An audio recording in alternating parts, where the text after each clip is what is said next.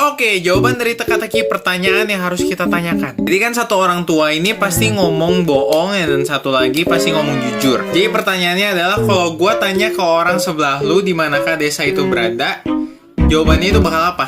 Bakal kiri atau kanan? Si orang yang selalu berbohong pasti nunjuk ke arah yang salah. Si orang yang selalu jujur juga pasti nunjuk ke arah yang salah. Berarti ke arah satunya itu tempatlah kita pergi. Jawaban dari teka-teki keluarin koin gampang banget. Caranya itu tinggal kalian tekan ya sekuat tenaga si tutupnya ini sampai masuk. Udah kalian keluarin koinnya gitu bro. Seorang peternak mau nyebrangin sebuah danau. Nah, dia tuh ada 3 barang yang harus dibawa. Pertama, rumputan yang banyak banget. Kedua, sapi. Dan ketiga, singa. Tapi si perahunya ini kan kecil. Dia cuma bisa bawa 2 barang di perahunya. Jadi antara si peternaknya sama 1 barang lagi. Mau rumput, singa, atau sapi salah satu doang. Tapi si peternak ini juga harus mastiin, harus dia liatin. Kalau misalnya si sapi tinggalin sama rumput doang, rumputnya bakal habis, nggak boleh dimakan. Si singa kalau tinggalin sama sapi doang, singanya bakal dimakan. Harus di bawah kelihatan si peternak, biar hal itu nggak terjadi.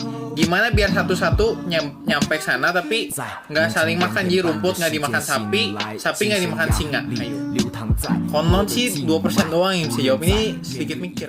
Jawaban dari teka-teki party in LA bro. Jika dikatakan jadi ada minimal 1 orang yang selalu jujur, dan kalau kita pasangin si orang ini sama 1 orang lain, antara 2 ini pasti ada yang bohong. Berarti 99 orang selain orang 1 yang jujur itu pasti bohong. Soalnya kalau kita pasangin yang satunya pasti bohong. Kalau kalian orang pinter, pasti kalian bisa jawab teka-teki ini. Jadi ceritanya kalian lagi datang ke sebuah party di LA bro. Dari 100 orang yang ada di party itu, dikatakan bahwa ada orang yang selalu jujur dan ada orang yang selalu bohong. Hal yang pasti yang kita tahu adalah minimal ada 1 orang yang selalu jujur. Dan kalau kita bawa 1 orang itu dipasangin sama orang yang lain, pasti ada salah satu dari 2 orang itu pasti ada yang bohong. Jadi ada berapa orang yang suka bohong di antara 100 orang di party itu? Jawaban teka-teki 50.000. Jadi kan kalian suruh beli tuh hal yang bisa buat dimakan, diminum, buat makanan sapinya, sama buat ditanam. Kalian beli aja watermelon, semangka buat bisa diminum, dimakan, makan sapinya, sama ditanam bijinya. Jawaban dari teka-teki raja. Jadi kan dikatakan rajanya baik, jadi raja ini nanya mau gimana cara matinya si orang laki-laki itu. Laki-laki itu menjawab, saya mau mati karena umur saya yang tua. Udah deh bebas. Jawaban teka-teki orang buta. Jadi kan dikatain dia pas pulang kereta udah dibuka si penutup matanya, terus dia bunuh diri langsung. Jadi pas di dalam kereta ini, pas keretanya masuk terowongan yang gelap banget.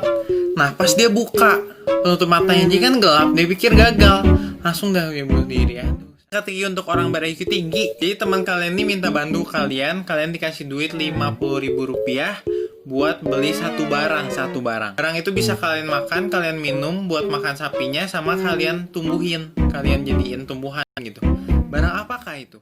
Teki untuk orang yang ber-IQ tinggi. Jadi ada 1 orang yang buta. Nah dia ini pengen banget, impian dia tuh pengen banget bisa ngelihat. Akhirnya dia bertemu seorang dokter, dan dokter itu berhasil mengoperasi matanya buat bisa melihat lagi. Akhirnya dia pulang naik kereta.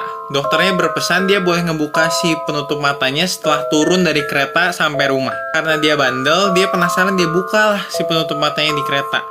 Pas dia buka, dia kaget, kecewa, langsung aja dia bunuh diri. Kenapa dia bunuh diri? Padahal si operasinya sukses. Jawaban teka-teki IQ tinggi, diem di bawah air. Kalian tinggal ambil gelas minum, udahnya kalian isi sama air, udahnya kalian taruh di atas kalian. Tungguin 12 menit. Dapet deh 500 juta, yoi bro.